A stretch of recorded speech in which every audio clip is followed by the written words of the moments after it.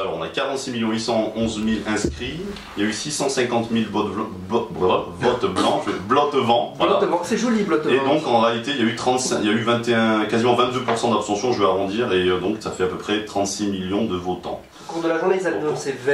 Voilà, et ça augmente, ça a un petit peu augmenté, on est passé à 23, c'est redescendu à quasiment 22. Donc ça veut dire qu'on n'est pas au pire de 2002, mais on est en participation à peu près similaire à... Il y avait un petit peu moins d'abstention, je crois, en 2012.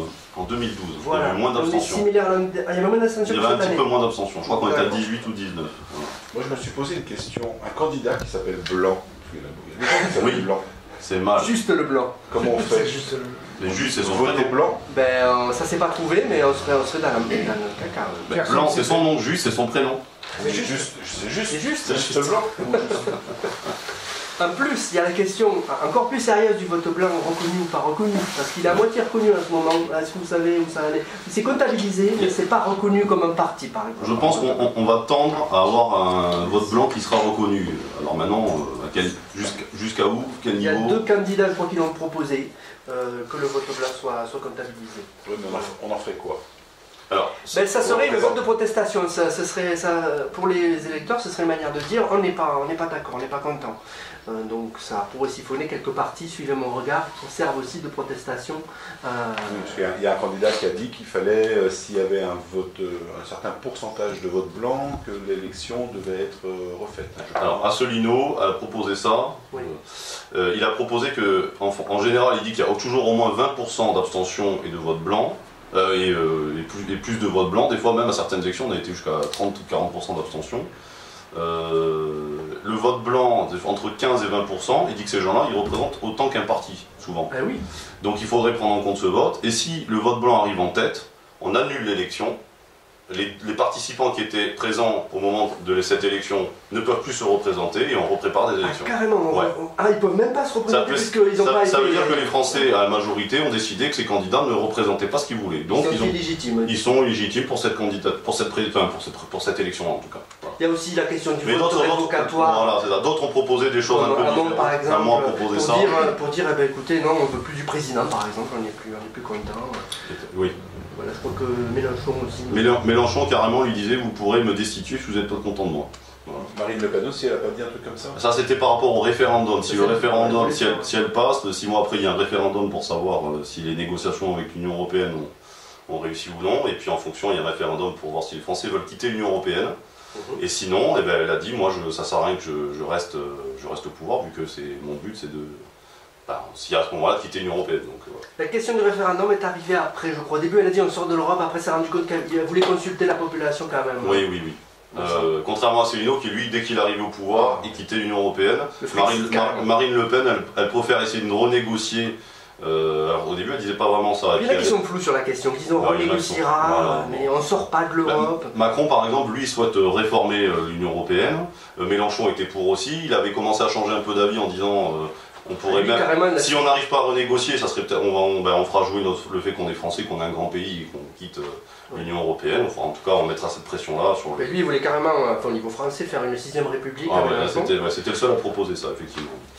Très bien. Donc je vais vous donner les résultats. Parce que oui, vas-y. Donc en tête du premier tour est arrivé donc Emmanuel Macron avec 23,86%. Marine Le Pen second, donc ce sont les 2 candidats qui seront au second tour avec 21,45%. Troisième, François Fillon avec 19,94%, Jean-Luc Mélenchon 19,61%, Benoît Hamon arrive en 5e place avec 6,34%, Nicolas Dupont-Aignan 4,73%, Jean Lassalle 1,22%, Philippe Poutou 1,10%, François Asselineau 0,92%, Nathalie Arthaud 0,65% et Jacques Cheminade 0,18%. La surprise quand même, c'est un seul score à un chiffre pour Hamon, quoi, qui est quand même à 2% de Dupont-Aignan, c'est quand même le choc de ces présidentielles. Et les 2 gros partis qui ne sont pas au second tour. Il y a des claques, hein. Il y a des grosses claques qui ont été mises. Alors pour résumer, si à chacun je vous demandais un mot pour résumer ces présidentielles, pour vous, comment résumer en un mot? Allez, va, 3. Ah non, on ne peut pas me demander ça aujourd'hui. 3, pas plus, Martin. On va rester à politique, donc je ne peux pas te donner un mot. Non, est-ce que vous décevante la campagne? Est-ce qu'elle a été confuse? Est-ce qu'elle a été courte? Est-ce qu'elle a été... Moi je dirais quoi? Je dirais compliqué quand même. Compliqué mais avec plein de rebondissements. On peut dire ça, parce que ceux qui étaient au départ ne sont plus à l'arrivée. Fillon, bien sûr. Juppé et Sarkozy, il n'y a plus personne. Voilà, donc il y a eu du dégagisme, comme dirait Mélenchon, il y a eu pas mal de dégagisme. A priori. Oui. Après, sur le fond, bon, on n'a pas 3 heures, Martin. Oui, on va rester là. Mais toi, Martin, pour résumer, allez, va. En 3 mots? Oui. Ouais. Au moins une demi.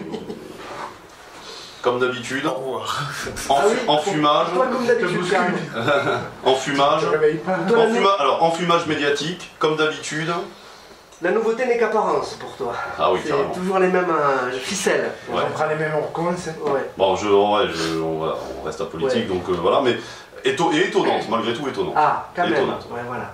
C'est vrai que... Ça t'étonne? Ça t'étonne. On ne peut que convenir que même si c'est toujours le même système politique, il y a des nouvelles têtes. Bon. Moi, non. Non, pas toi, je te regardais parce que j'allais te demander. Non, toi, malheureusement, la tienne. T'as pas changé.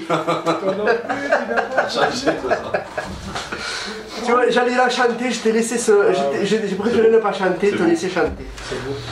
Alors, vas-y. Bien, alors, Non, mais qu'est-ce que vous avez fait de beau ce week-end? il veut pas résumer.